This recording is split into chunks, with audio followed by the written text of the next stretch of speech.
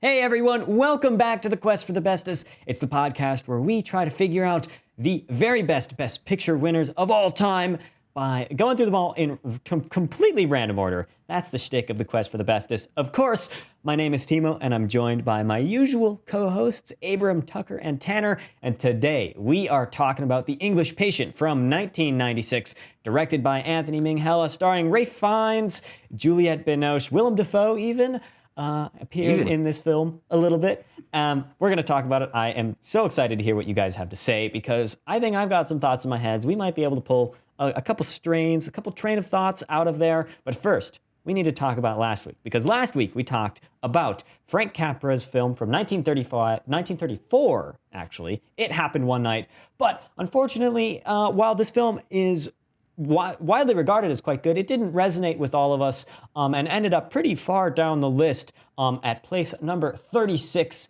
with an average score of 7.4. And so, well, Tucker there, a little unhappy about that because he gave it quite the higher score. We had a big point spread. If you want to find out why that is the case, of course, go check out the episode. And now, I'm going to hand it off to Tanner, who's got a featured comment, quite a big one, from last week. Tanner, take it away. I do have a comment. This one is I'll read it verbatim. It's from the Filmotomy YouTube account. Hello, I'm Robin, the editor-in-chief of Filmotomy. I stumbled across your channel while seeing what else was out there regarding covering Best Picture winners. Our awards editor, Doug Jamieson, watched all the Best Picture winners in sequence and reviewed them for his site, The Jam Report. It was epic. And I was looking at doing something similar to your rankings. That is, until I saw you guys had already embarked on it, so now I'm rethinking. Well, I'm very sorry to shut that idea down. I won't ramble on, as I may end up with a featured comment of the week. Hey, surprise. I have more or less seen every single one of your Quest videos in the last few weeks since I stumbled across the series. I was astonished to see how few views the videos have had, as it really is a terrific series. Unmissable. The four of you are so fluent in deep dive film criticism, I feel like just packing it all in. Very impressed, and you really ought to be seen by many more people out there. Bravo. Robin, thank you very much. We appreciate it. This is probably the highest profile comment we've gotten on a Quest episode for certain, but maybe across all of BLB. So thank you very much.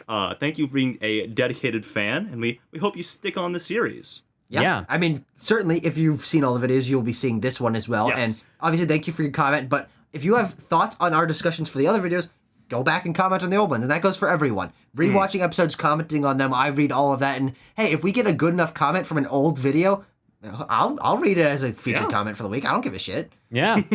And Tucker, I do believe you've got yet another featured comment from our It Happened One Night review, right? Yes, we do.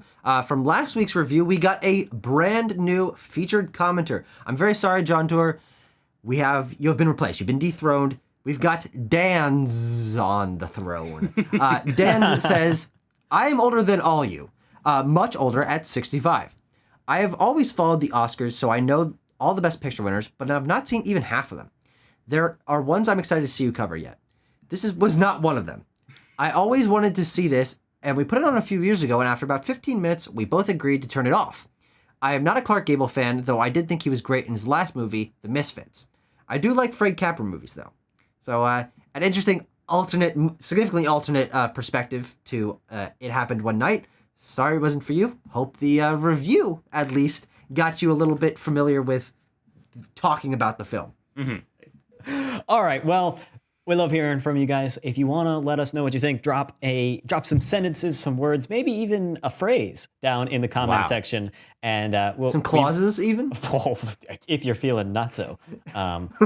We'd love to read them. Let's get on. Let's crack on with it and head off to the desert. Is this movie a desert movie? That's where I want to begin. I usually ask you guys, what are your thoughts on the film? You know, maybe what's the plot synopsis? But I just want to get this out of the way right at the beginning. Going around the horn.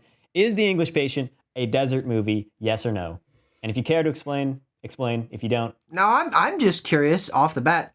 Why is this a question? Why does it matter? But B, how is there any answer other than yes? I mean, like, easily 60% of this film is placed in desert environment, and if it's not, it's a city in a desert environment. So, see, yes. I disagree. Okay. Abram, why do you disagree?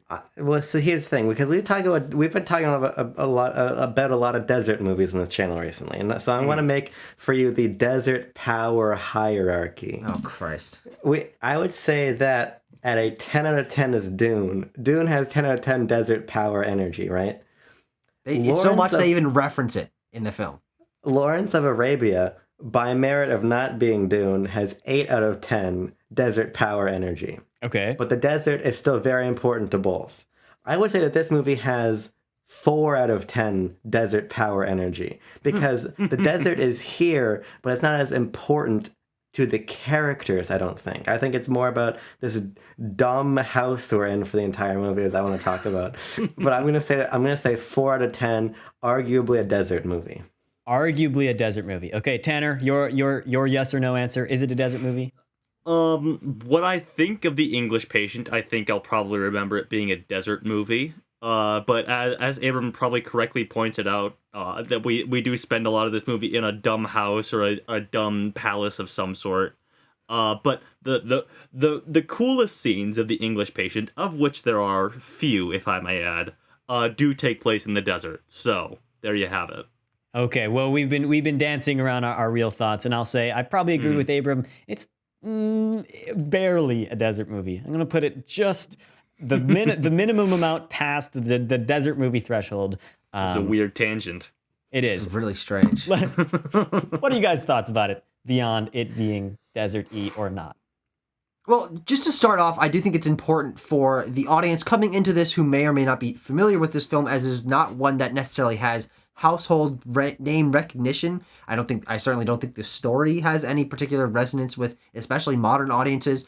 Just a quick synopsis of what you're getting into is a story about Ralph. I almost went right to Ralph, but Ray Fiennes' character, Count Laszlo de Almaty, who is a cartographer and a sort of archaeologist fella out in the desert, who gets caught up in a bunch of nonsense and infidelity with a rich man's wife, and then through the antics of World War II, ends up crashing in a plane, losing his memory, and being taken care of by a nurse character in an Italian sort of crumbled down rampart. And the movie sort of takes place over both timelines, trying to discover who this unnamed English patient is as he has lost his memory, while also flashing back to the older timeline, showing him in his, sexual prime, as that's sort of the center of the movie and its characters.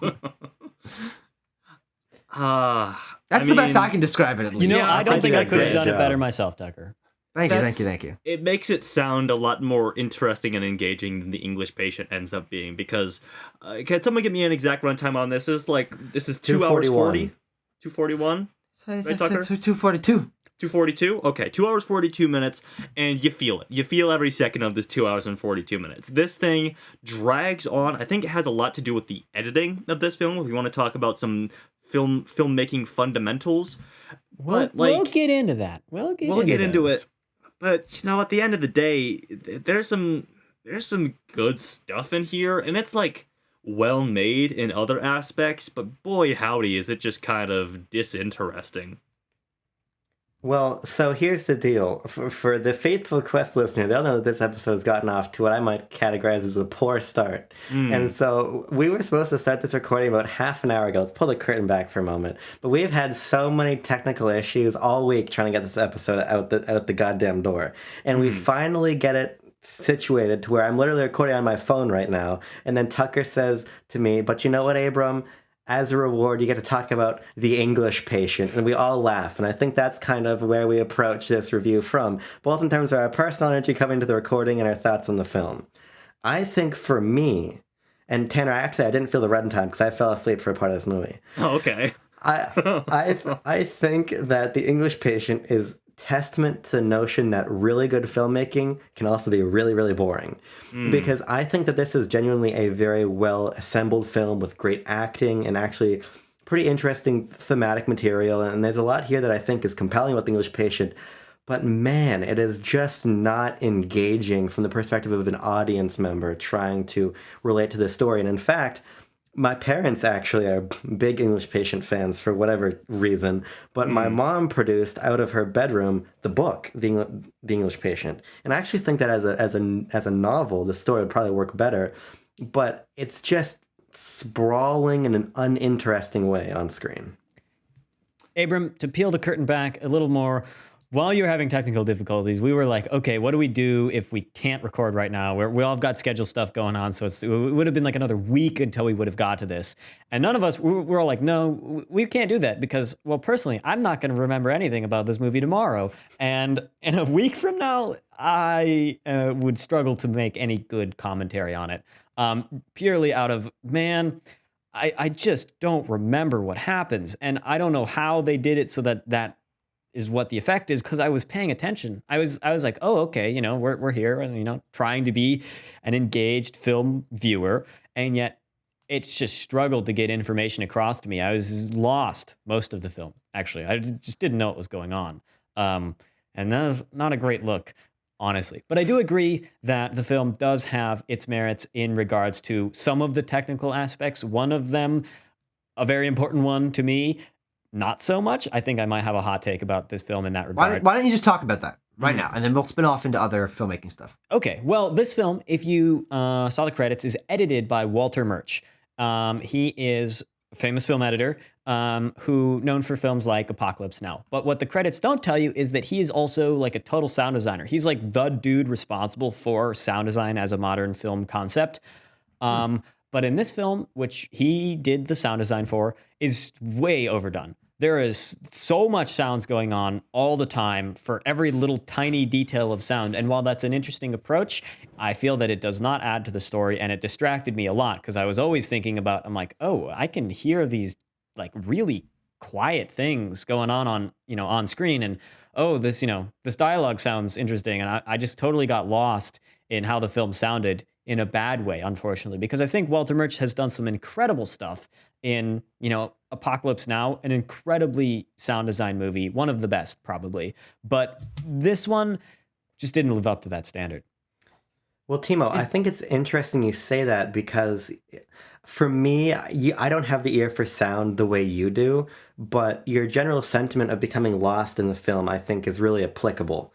Both in terms of what you're saying here and when you're mentioning before, the plot just not really connecting with you. I think, again, it returns to this being an adaptation and it not being perhaps a narrative that needed to be adapted to the screen, because this is, we're talking about, is it a desert movie? Is it a war movie? Whatever. Really, none of this stuff matters. At the core, it's about this character study of this man and the incredibly complex narrative he lives out, as we're going to discuss. But because of that, I don't think trying to condense it into this film works especially well. If I had the 350 pages to really sink my teeth into him, well, then I think I would have gotten a lot more of the story. But ultimately, this is not a movie that is full of action, and I don't mean an action set piece, but I just mean in terms of action, people doing things. People don't really do a lot of things in this movie. It is a lot of dialogue, a lot of reminiscence, a lot of scenes that ultimately are not very visually engaging, right? Mm-hmm. And because of that, I think it becomes very hard to follow Ray Fiennes' betrayal of the Allies. You know, I think we should start with the plot. That is an interesting thing to bring up, Abram, because the film is really backloaded with like the twists and turns of the plot of this film. Yeah. Because you know that sort of the assertion of that twist really does come like 10 minutes from the end of the film, where he's like, yes, I did sell the map to the people, but he did it. He did it to save someone's life, right? He did it to save the life of, yes, because of Catherine. Catherine's yes. life? Catherine. Yes, in the book. Yes, he did it to save Catherine's life, but it ended up all being for naught because he was shot down by Germans in the desert and yada yada yada. The beginning of the film. Mm-hmm. But plot-wise, yeah, when you're talking, because this film, it could have been, you know, like a political thriller of sorts, but it does opt for, primarily, it's a romance film set against, you know, World War II in Egypt, right? Yeah, they're in Cairo. And like it's sort of a will they won't they, but it's more of like a will this very aromantic sort of guy work up the guts to just be direct with Catherine, right? That's her name. Yeah, Catherine. To work up the guts to be upfront with Catherine with their romance. But they do have a romance throughout, and then it's the thing where she has to go back to live with Colin Firth, and Colin Firth is being suspicious of them. When you talk about the plot of this, it does sound interesting, but it's just something about the way that this movie presents itself that really fails on that concept. Well, I think the thing is that I don't think the film is really concerned with its romance per se. The romance, I think, feels very perfunctory, which I think is partially a function of Ray Fiennes being incredibly creepy, as I would like to talk about. Okay. But I think that this is a narrative that is more concerned with ideas of identity, of national identity, of interpersonal identity, of sexual identity. All these different identities are brought into conflict and conversation with each other. But that is not a visual narrative to tell, right?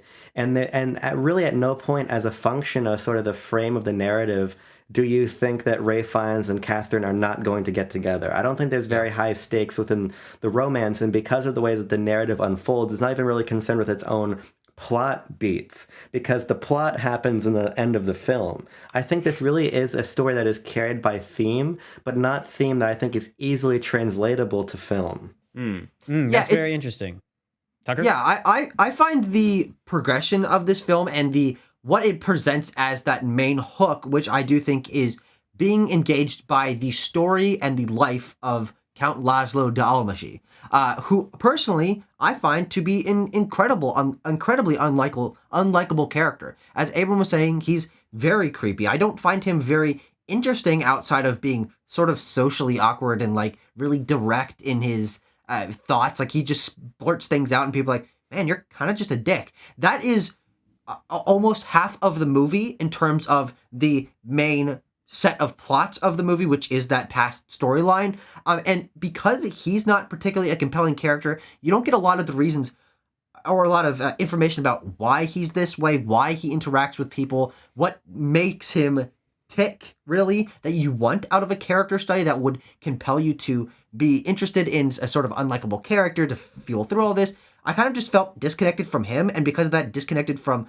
that side of the storyline, which I think is kind of counterplayed against, I think, the more interesting conceptually storyline of discovering this guy, the story of this guy who's dying in a bed and can barely move, and his face is scarred, and he doesn't have his memory, and no one knows really who he is, but some people kind of do. All that stuff that is set in the quote-unquote present, I think, is a lot more interesting, and the supporting cast is a lot more interesting. So when they really end up focusing for a lot of the runtime on Almagy in the past as an unlikable guy that I don't really care about and I kind of actively dislike listening to and learning about, it makes me kind of annoyed for a lot of the runtime of the film, and that makes me really disconnected from the romance, which, Abram, I disagree. I think the film is very much about that romance, and I think that's the core plot of the book, and I think that's why a lot of people really love this movie, because this is a well-regarded movie for a certain subsect of people. This is intended to be a very romantic movie. This is supposed to be something that the ladies swoon at and the men really want to take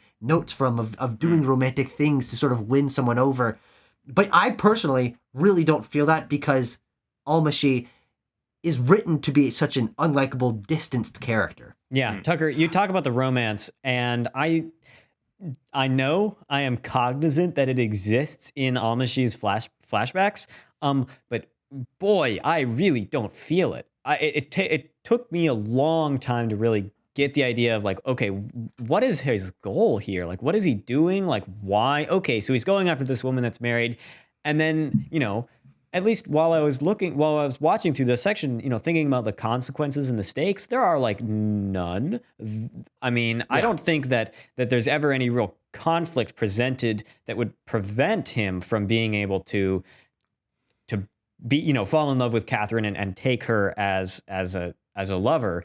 Even if she is married, there's like shots, like a couple like tension moments in scenes, but there's never any like outright conflict as a result of that, which definitely throws a wrench in characterizing the whole film as a romance if the romance has little conflict.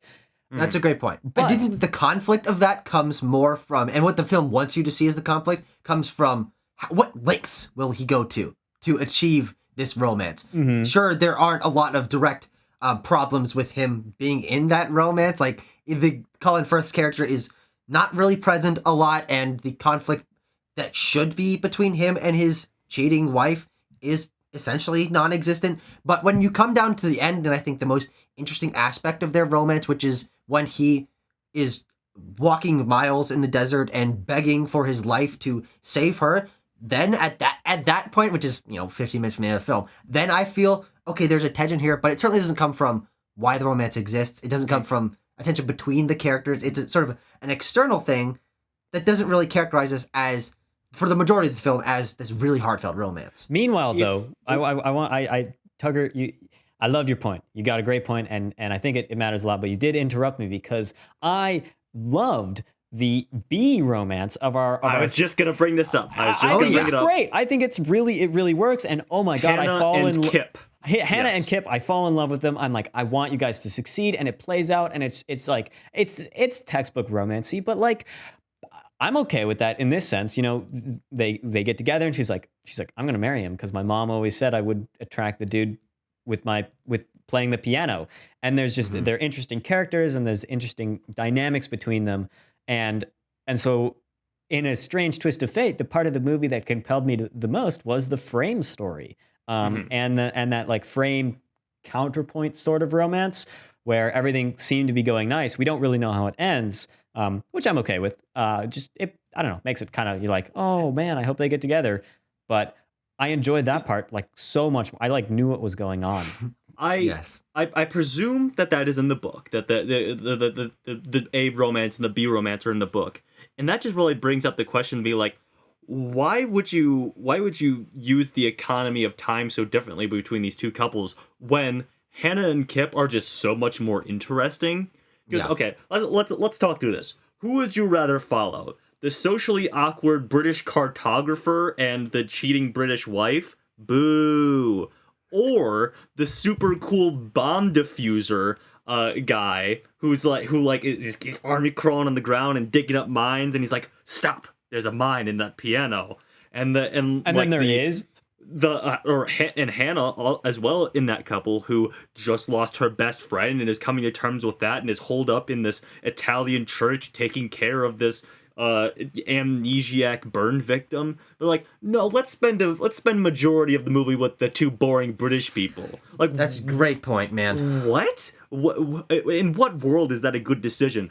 The best scene in this entire movie is Kip diffusing that giant bomb that's like under the bridge. And the Americans are rolling by. Oh, in the tanks. The stupid Americans are like, woo, That's genuinely party time. a phenomenal scene. Yes. Of editing and tension and character moments, and watching Hannah ride her bike to that as she sort of realizes something's going wrong, and him dropping the fucking thing in the muddy water and just be like, oh god, but then he does it. And it's like, holy shit. But then there's still those moments of tension. It's like, well, he did it, but it still could go off somehow. I don't know how. And but I always feel... I think that scene works really well because Tanner, the point about Hannah's character is that she believes everyone she falls in love with will die. Oh, great and point. we are thinking So we that think during that. that scene, and we're like, this dude is so dead. This guy's toast. This is toast. Yeah.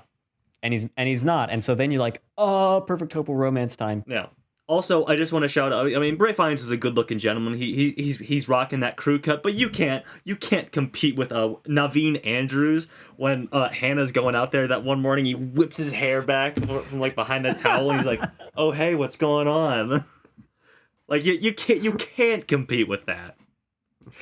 Abram, any comments on that couple or that side of the storyline?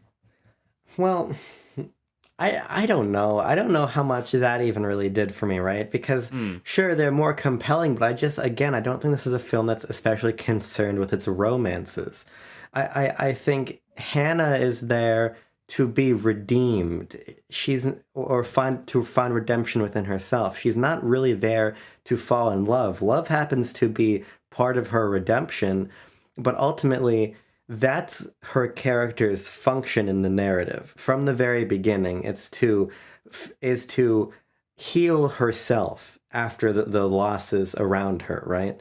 And so the romance happens as a function of it, but because that's not the central what's centrally driving her character arc, I don't think the fact that there's very little screen time means that why would I even really become that invested in it? I think the bomb defusal scene is a scene of great tension, but ultimately in a film that is basically devoid of it, any scene of tension is a great scene of tension. Yeah. And if we're talking about the frame narrative as a whole, again, I think it just comes back to this idea for me that these characters are serving themes, because there is no tension in Ray Fiennes' part of the frame narrative.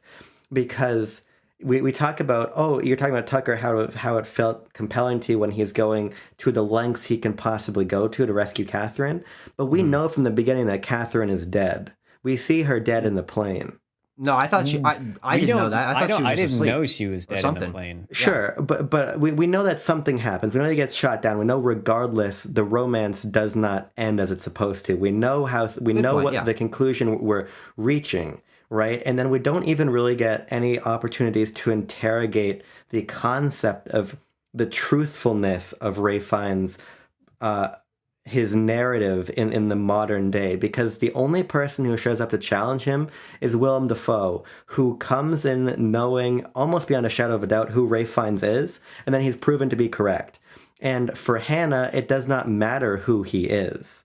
Ultimately, there is very little tension there because the narrative plants no red herrings in his storyline. It just tells his life. And so at no point did I ever feel as an audience member that I needed to really question whether or not Willem Dafoe was there with the right man. Because this is not a story that was trying to take me in different directions. It was trying to, not in a nonlinear way, just recount the story as it happened.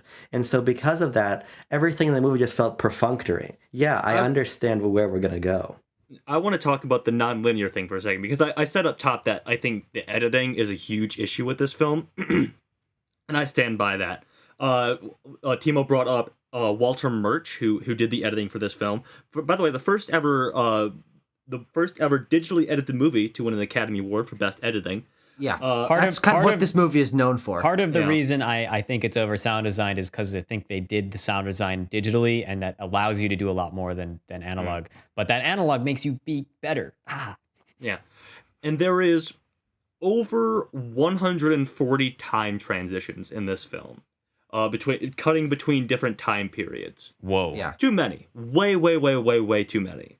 I get that you want to do the frame narrative. I get that you want to do a sort of roundabout, like, it ends where it started sort of thing. But you gotta do it better than this. Or you gotta simplify it. Because it just doesn't work as is. Every scene, because it's so disinteresting and I'm sort of spacing out during it, I'm like, okay, so wait, hang on. When does this take place in the timeline? How often have they gone back to Europe and come back to Africa? Do they know each other? Is Colin Firth here now, or is he in England? Who's here? Who's not? What's the character relationship at this point in time? You have to make it clear, or you have to simplify it.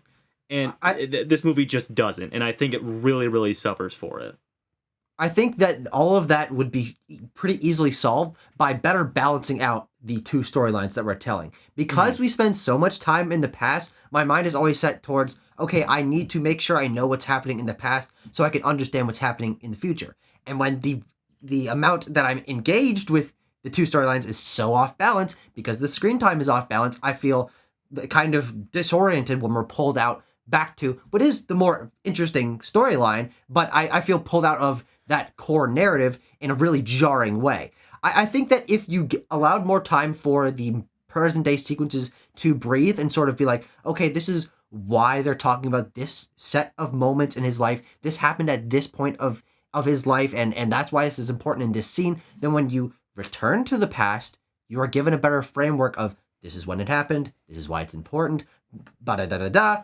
That makes both of them much more compelling. I think when you take away so much of the screen time from that present day storyline, it is very jarring and a little bit unsettling to be pulled out. I think jarring is a great word for it, because it goes back to what I was saying before. This sort of sense of disorientation comes from a poorly structured storyline, not from any kind of deliberate disorientation. because I think you could have told a very interesting story here where Ray Fiennes does not want to die. He recognizes Willem Dafoe and needs to tell, as an unreliable narrator, some kind of story that's going to stop him from being killed by Willem Dafoe, who comes there to kill him.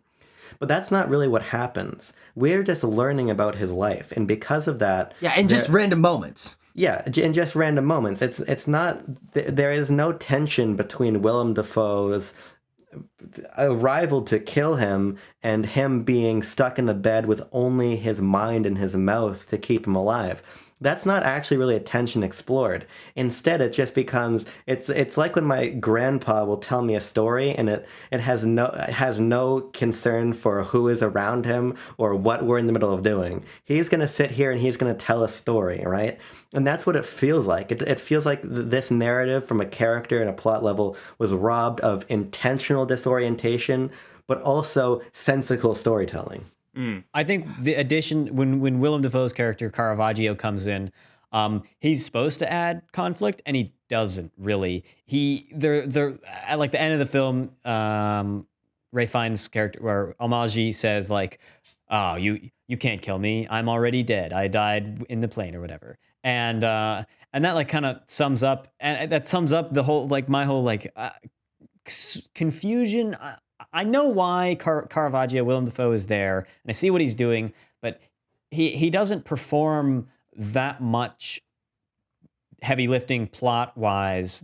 He doesn't add a whole lot besides from allowing us to see more stories from the past, which are sort of interesting. But again, the film as a whole doesn't capture my attention, and so I get kind of eyes glazed over in those moments, except for when I'm like, oh, why does Willem Dafoe wear the gloves? And we find out about his fingers getting cut off. And then I'm like, okay, I'm interested for like this 5-minute scene. And then I'm back out sitting there with my, with foggy eyes until we get into something else that like piques my interest momentarily. Mm-hmm. It's interesting that the film does still contain, I would say, a number of very engaging, interestingly crafted scenes that it almost feels, as we've used the word jarring, to be pulled into, oh, wait, hold on. This is a great sequence in The English Patient. I'm going to pay attention to this now. I think there's a number of those. I think the bomb sequence, as we mentioned, is definitely the highlight for me. But I think when you also talk about the sequence of Caravaggio in the past being tortured by Nazis and them cutting his finger off in a surprisingly graphic way that Tanner and I were not expecting. That's a great sequence of tension that I'm like, shoot, hold on. I'm now interested because this is a interesting crafted sequence with tension. I think also the sandstorm sequence where they all get buried and that allows them to sort of have a bond, and I'm sort of engaged by the concept of being left out in the dirt and these guys who are buried and honking the horn, all that is bam, bam, bam. Oh, these are great concepts. This is an interesting way to sort of build these characters. And I think the final one that I have written down, this sort of holy quadrinity, is one of the reasons why I think the Kip and Hannah relationship works so well is the chapel marionette sequence. I think is very romantic, very well shot, very interesting conceptually, sort of allows both of them this sort of freedom that we don't really get in terms of happiness from the rest of the movie. And I think all these sequences are phenomenal highlights of the film, and they're genuinely well made, and they genuinely allow you to get a great sense of these characters, but those are so few and far between in literally almost 3-hour runtime of a film that it makes me appreciate those a lot more, but I should be appreciating the entire film and its construction and its characterization, but that really is not the case. No. I want to talk about the burn makeup on Ray Fiennes a little bit. Okay. Because I do have a piece of trivia attached to it. The burn makeup took 5 hours to apply every day, and Ray Fiennes insisted that full body makeup be applied, even for scenes that would just be neck up. So he would be in full body makeup for every single scene that required that. And that's a reasonably interesting piece of trivia. It is reasonably interesting, but for how it's implemented in the film, and obviously I don't know anything about like makeup in films. Believe it or not, I also don't know about that much about burn victims. But did it look a little odd to you guys, a little cheap at times? Because the burn makeup when right after he crashed, where he looks like his skin is completely I thought that missing, was great. insane, terrifying, Phenomenal. very Yeah. good. Holy But shit. like for the most part, when he's laid up in bed, I'm like like, there's moments where it looks fine, but there's other moments where I'm like, I can like kind of see the seams in this. I think. really? I never would thought that I could see. I always just was like, yeah, he's got liquid latex covering him, and they painted Yeah. on some stuff. I tried my best to just ignore it and be like, okay, suspension of disbelief. He's a Sure, burn victim, that's fair. and they tried, and I'm gonna accept that. But Yeah. upon further He- reflection, I get what you're saying. He was very Voldemort-y. I think Ray Fiennes is very good at playing pale yeah. people with big nostrils. I think Yeah. that's probably part of it. But the makeup, I think, is whatever. You could have Sure. put a sticky note on his forehead that said "burn victim," and it gets the point across. I think that the Okay. makeup was fine. Yeah. I agree with both Tanner and Abram. I think I didn't have too big of an issue with it, but there certainly were moments where I was like, yeah, that looks very plasticky, and it kind of breaks that belief that he can't move and he's disfigured to the point of beyond recognition and all that stuff. It's like, okay, well, if this is plasticky, then it kind of jars me out of the sequence. But I do think that all of this is sort of glossed over by the fact that I think it's a really interesting story concept to have someone who is burned beyond recognition, also amnesiac, and trying to discover their past. A lot of this movie, and I don't think I've been giving it enough praise for this, is that this is a lot of great ideas for storytelling. I think it opens up a lot of interesting doors, and the nonlinear storytelling, while I do think it is poorly balanced, is a interesting idea to tell dual storylines that contain the same characters and all that stuff. All of this is great concepts, but it really comes out in the execution and the balance of, there's too much time in these things, and there's too little, weight and tension to so many of the sequences that I'm hooked by the concept, but the execution just leaves so much to be desired. Yeah. I got a final piece of... I got one and a half pieces of trivia left. Okay. Because, believe it or not, there's not a lot of interesting things in the trivia section for the English patient. There's a lot of, hey, did you know that this actor almost got this role? Like, I can't believe it. They wanted Daniel Day-Lewis to play Almage. What's his name? How do you say it? Almashi. But I did find one interesting one of those. I want to see if everyone, you guys, people in the audience, if you can sort of theater of the mind imagine this person in this role, okay? Okay. Bruce Willis as Caravaggio. Whoa, okay. I mean, personally, I don't actually think Bruce Willis is actually that great of an actor. Right, right? So I think Willem Dafoe was great as Caravaggio, and I think he does have certain moments that allow me to connect to his character because of his performance. He would have brought a lot less weight and personality and obviously visual character. Even though Willem Dafoe is very every time you look at Willem Dafoe, you're like, oh, hello, Willem Dafoe. He was able to slip into the role here, and I was my face when I see Willem Dafoe. Hello, Willem Dafoe. Hello, Willem Dafoe. But you're right. He's transformative. He's like a chameleon. Yeah, I'm like, okay, all of that go away. Like, he's Caravaggio right now, but I don't know if I could have done that with Bruce Willis. Right, and like Doug said, Bruce Willis he's not a Willem Dafoe level of actor. I mean, we're getting we're getting John McClane being Caravaggio. I don't know about that. John McClane wouldn't have lost his thumbs. No, that's true. He would have beat up all those Nazis. Right. And he would have said, "Yippee-ki-yay, mother Nazi." Well, I feel like we might have skipped over some of the acting stuff because we did talk about and talking about Willem Dafoe here reminds me that we have a bunch of players in this film that I think by and large do quite a good job. I think Ray Fiennes, you can maybe even, if you want to choose to just read him as intentionally really creepy, pulls it off great. I think I'm going to choose to go with that to praise Mr. Fiennes for his acting role. But I think that fine. Juliette Binoche as Hannah is great. I think the fact Best Supporting Actress, 1997. Yes, of course. Yeah. And a lot of the other supporting members of the cast also work well, and everything is absolutely believable. But I think that they bring emotion and they put as much as they can into these roles that are unfortunately hampered really by the script and the plot. Yeah. 100%. Timo, as you brought up, almost everyone you brought up either was nominated or won, if I can do that segment very quickly. As Tucker said, Juliette Binoche did win Best Supporting Actress. This obviously won Best Picture. We have to say that every time.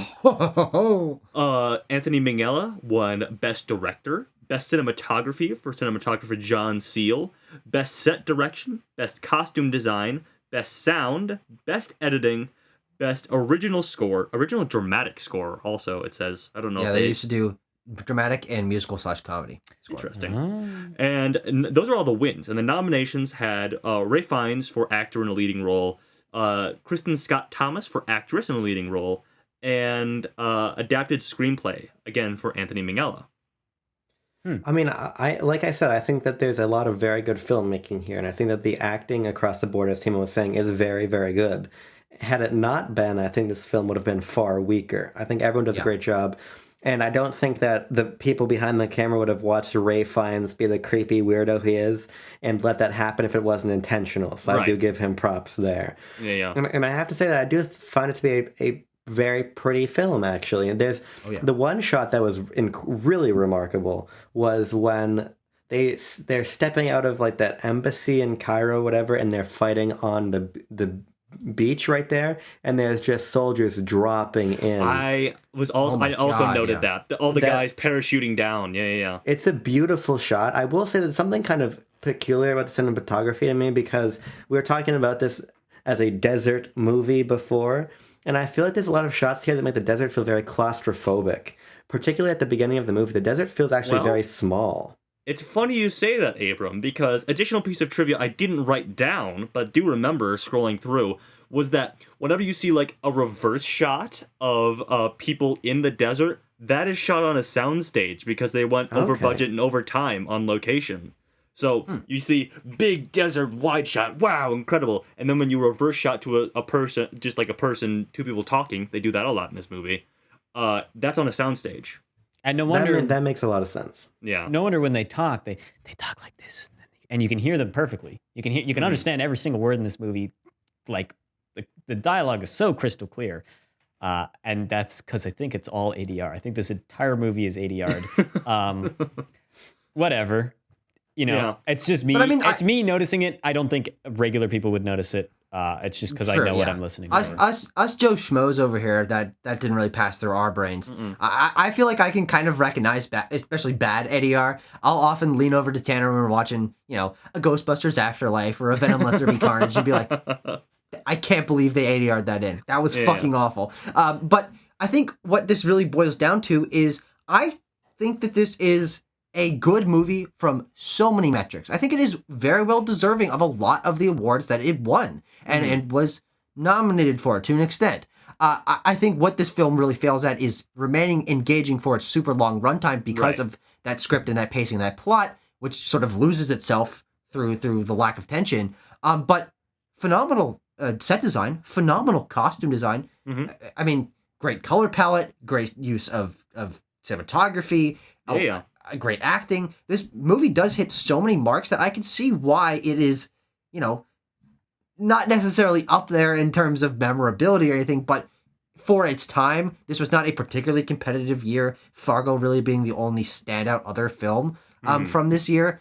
But, and of course, I love Fargo. I think that is certainly more deserving of me a lot too. of accolades than this. If we're talking about, like, retrospectively, what we would give Best Picture to in that year now, Fargo's the clear winner. Which 100%. is interesting. Fargo in near to True. Yeah. where I used to Up in live. the Great White North. Up in the Great White North, up in Brainerd, Minnesota. And very cold and very white and snowy. And The English Patient in Cairo and Egypt and the Sahara Desert, very hot and orange and sandy. So... Yeah, but not a desert film, as you pointed out. No. Somewhat a desert film. How could you even categorize this? Begin to categorize this as a desert film. Roll back that tape. I said it was just barely a desert film. Sure. Okay. One last thing, because I feel like we're winding down here. What do you guys think about that weird thing, his weird obsession, a kink you might call it, with the suprasternal notch? Yeah, That's a weird thing, isn't it? So everyone show this. We'll get extra everyone views. show off your suprasternal notch. Yeah, look at that. Flex it if you can. Come at me, Almaji. I didn't know that was like a thing that was going on, like character-wise, until the payoff. Until one of the guys was like, yeah, and this thing is called a suprasternal notch. I like didn't like pick up on it even. What about Is it- like the 3 different scenes where he's like, that hole in your neck is mine? You know, I when just He literally I says that I just- multiple times. There is. I don't know how is it this- slipped past me, but I always just read that as like, oh, he's super horny and really crazy. Is and this freaky. the mean, yeah. most? Is this the most intense sexual intercourse we've ever gotten in a Best Picture winner? Probably. It feels like it. It certainly feels like it because Did Atomic Blonde win Best Picture? No. no, I don't not think that it good. did. I'm gonna say yes to this. Oh, okay, all right, fair enough. Abram, do you want to talk about sex for a little bit? Well, here's the thing, right? The suprasternal notch is weird, but I also think it is more evidence as to how this would have been a much better book than a novel. Yeah, because I sure. think that I'm not even talking about just like it being weird that he likes the notch on her neck. For me, that was pretty clearly part of this theme of possession of a person, possession of a land. There's a discussion to this effect between Kip and Ray Hannah? Fiennes Oh, Ray when they're Fiennes. talking about British people ruling India, Yeah. right? Yeah. I think again a lot of things that happen in this movie happen to service these themes, and I think that's part of the reason why for me I couldn't get as invested in the characters because when he's trying to treat her as something he's entitled to, we're talking about the cartography and conquest of these lands, and it's hard for me to read that as something that bolsters my enjoyment of the film when just the plot and character level movement doesn't feel that compelling. I'm illiterate, so I'm not able to do this. But if I could read, I would read The English Patient because I think that this is a compelling story told differently. Along those lines, I just quickly was looking up some stuff about the sound, and I found a gargantuan interview with Walter Murch because Walter Murch is one of these guys that loves to talk. And it's about like how the sound design, and so I will probably go off and read that. It looks interesting. But it does talk about how the book is far more experimental than the film actually ended up being. And so maybe, Abram, when you finally get around to learning your ABCs, you can give it a shot and report back to us. Sure. Yeah. First, give us a recitation of your ABCs once you finally learn them. Yeah. I can I do think that we should for start you, yes. doing backlog banter book reports. I think we just skip the middleman and we just teach kindergarten level lessons. Oh, I see. Okay. Finally I learn think- ourselves something. Yeah. No, we should trick parents into lending us their kindergarten-aged children and teach them things. Oh, yeah. I The 100% agree. BLB school. The Backlog LBS. Banter School of Cinematic Film Studies. Yes. Yeah. All right, let's rank this thing. Let's figure out where it goes, and that way Oof, boy. we can figure out what we're watching next. Because I'm kind of Oh. curious. I don't know. What am I going Finally. to put in? I know what I'm going to put in. That number just, every once in a while I don't think of the I got number, it then. and then the number like physically appears in my vision. It just shows Wow. up, and my Wow. brain says you have to rate this film this number. And Which so, one of us did it block off in your vision? None of. Well, it would have been Tanner. Tanner got blocked off by my number. Get fucked, Tanner. All right. Are you ready? Yes. 3, 2, 1. Ooh, Holy there we are. goddamn. Interesting. Yeah. There you Ooh, look go. at that clean. And so, with a clean number 5, a 5 score, Not even a decimal? not Wait, even a decimal. Holy there- nuts. We do have one that is a 5.0 that it is tied with. Oh, yeah. Say it ain't Exciting. so. Hang on. What is it? What is it? What is it? Uh-oh, it's Tucker. Helmet. Tell to the people. Uh-oh. It's helmet.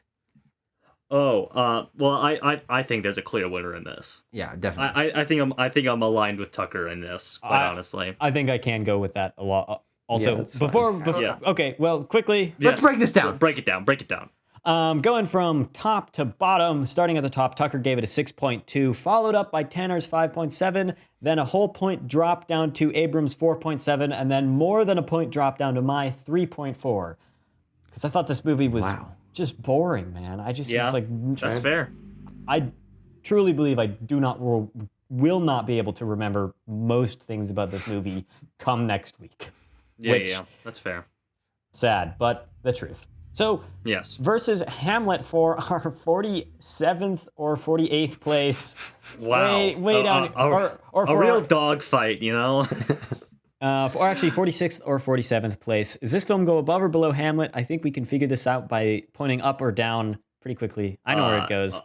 Above Hamlet. Yeah. Wow. Hey, there we go, boys. You I know mean- what? Pushing down Hamlet one more spot. That's what I'm here for. This I film do- has good and memorable scenes, which I cannot say about Hamlet, having been a few months removed from it now. Yep. Yeah.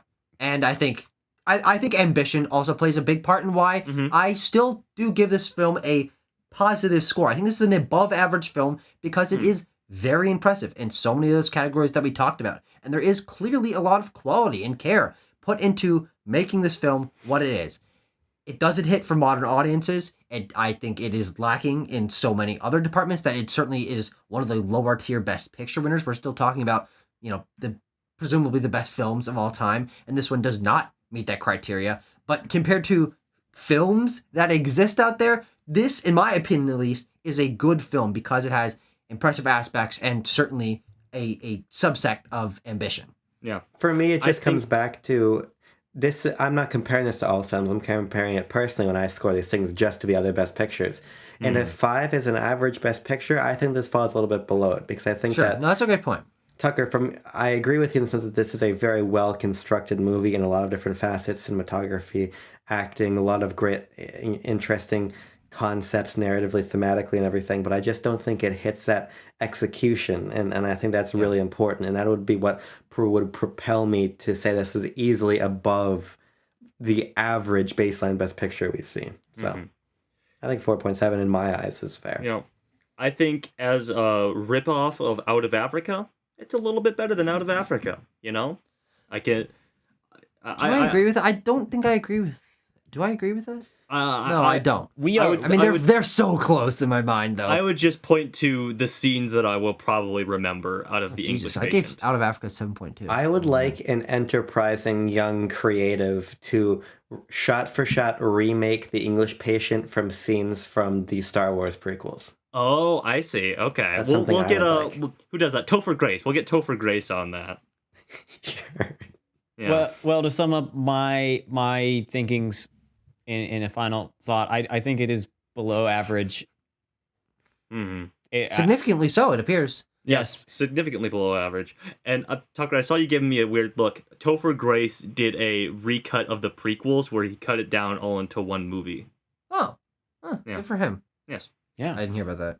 So Regardless, He Is and it I time? have been having a little bit of a rough patch, I think I I think it's finally time. want to spin that wheel, maybe, baby. I Let's think it's time. move on from the English Patient and Let's- get something a little more interesting. Fingers crossed.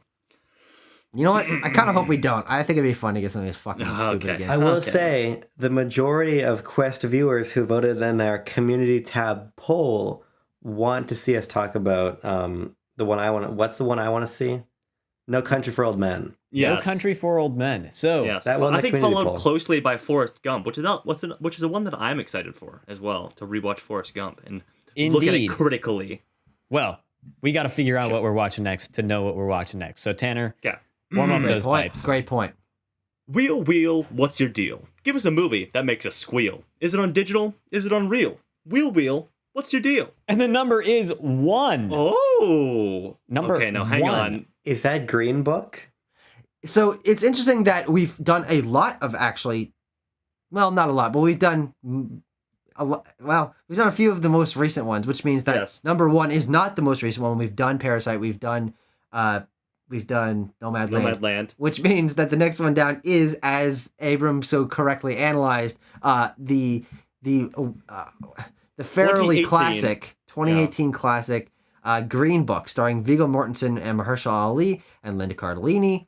Yeah, Okay. How many of us have seen this? I've seen I didn't it. see it. Timo. Tucker and I went and Do saw you it remember? together. We went and saw it together, and if I'm gonna throw this out there, Tucker and I actually were pretty hot on it right after we came out of the theater. I have thought about the film a lot, not a lot more, but I thought about it since then. And I tempered myself a little bit in thinking about it. And I actually can't wait to rewatch this because I think my ability to criticize films and to watch them in the lens that we do for Quest has greatly improved. And I'm going to get a lot more out of it this second time around. I've never seen it. I had one of my best friends in high school shit on this movie constantly. Interesting. And he was that sets you in an interesting mindset. Yeah. He was like, it's a white savior movie. It didn't deserve to win Best Picture. It sucks. It's bad. And, this is true. And I already didn't really care about this movie. And then when he started shitting on it literally every day to me in art class, I doubly didn't care about it. So I'm curious to finally watch it, I guess. If I say it in this episode, I'm going to say it a million times in the Green Book episode. Roma should have won Best Picture. Roma is a far, far, far superior film. I don't know what the Academy was thinking with Green Book. I will say Roma falls below The Last Emperor boring threshold. Well, some of us have taste and some of us don't. We are gonna. You and I also watched Roma together, actually. On your Wii U, yeah, I do. On my remember Wii U Netflix, which was not working like half the Well, time. that's why you think it sucked. You watch it on a fucking Wii U. Maybe we should revisit that one also. But anyhow, we will be talking about Green Book next week. Thank you guys for sticking around this far as we talked about The English Patient, for being so patient with us as we speak English about this movie. Oh, wow. Nice. If you need a little reminder, it went at our 86th, 46th. Good God. Not there quite yet. We're not there quite yet. It went at the 46th place on our list, just a little bit above Hamlet. And well, it's not its final resting place. I think the list will shift far more in further episodes, but we'll just have to wait and see, I guess. So next week, talking about Green Book. Can't wait to watch it and can't wait to talk about it. Until then, peace. So you brought your entire other set, the rest of your setup, though. Yeah. I forgot the fucking power cord. Damn, that blows, man. That sucks. He So has it to use really his, worked out perfectly for me. he can only use his differently abled laptop. Tanner, let's not My Let's mom. not use words like that. not cast aspersions towards my laptop. That- Here, hold on a second. Tanner. Let me tell me how this works.